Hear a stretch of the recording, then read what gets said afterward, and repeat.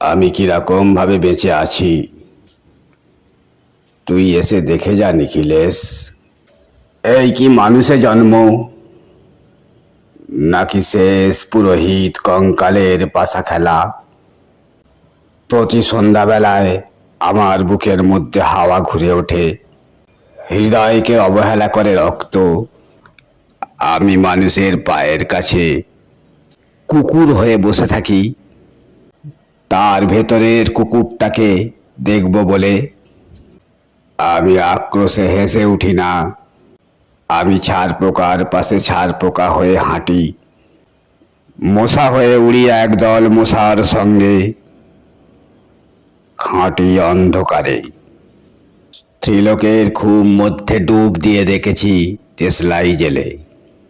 ও গায়ে আমার কোনো ঘর বাড়ি নেই, আমি স্বপ্নের মধ্যে বাবুদের বাড়ির ছেলে সেজে গেছি রঙ্গালয়ে।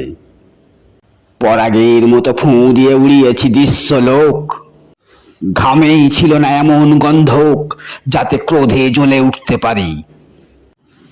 নিখিলেশ, তুই একে কি বলবি?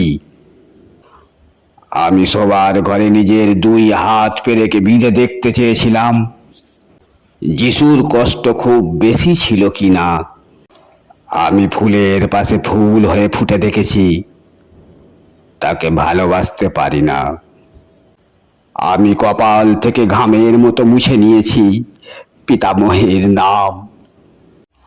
আমি শ্মশানে গিয়ে মরে যাবার বদলে মাইরি মাইরি ঘুমিয়ে পড়েছিলাম।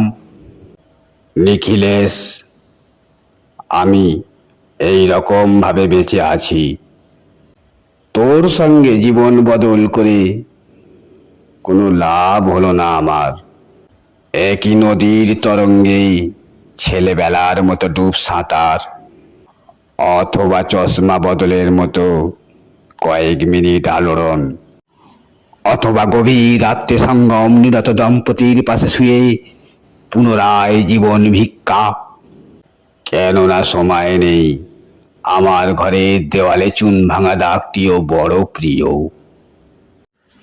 মৃত গাছটির পাশে উত্তরের হাওয়ায় কিছুটা মায়া লেগে আছে। ভুল নাম ভুল স্বপ্ন থেকে বাইরে এসে দেখি ওই পোকায় খেয়ে গেছে চিঠির বান্ডিল। তবুও অক্লেশে হলুদকে হলুদ বলে ডাকতে পারি। আমি সর্বস্ব বন্ধক দিয়ে একবার একটি মুহূর্ত চেয়েছিলাম, একটি ব্যক্তিগত 0 আওয়ার। ইচ্ছে ছিল না জানাবার এই বিশেষ কথাটা তোকে, তবু ক্রমশই বেশি করে আসে শীত। রাত্রে এরকম জলতেষ্টা আর কখনো পেত না। রোজ অন্ধকার হাতড়ে টের পাই 3টি ইঁদুর। ইঁদুর না মুশিক? তাহলে কি প্রতীক্ষায় আছে অদূরেই সংস্কৃত শ্লোক? পাপ ও দুঃখের কথা ছাড়া আর এই অবেলায় কিছুই মনে পড়ে না। আমার পূজা ও নারী হত্যার পেছনে বেজে ওঠে সাইরেন। নিজের দুহাত যখন নিজেদের ইচ্ছে মতো কাজ করে, তখন মনে হয় ওরা সত্যিকারের। আজকাল আমার নিজের চোখ দুটো মনে হয় এক পলক সত্যি চোখ। এরকম সত্য পৃথিবীতে খুব বেশি নেই আর।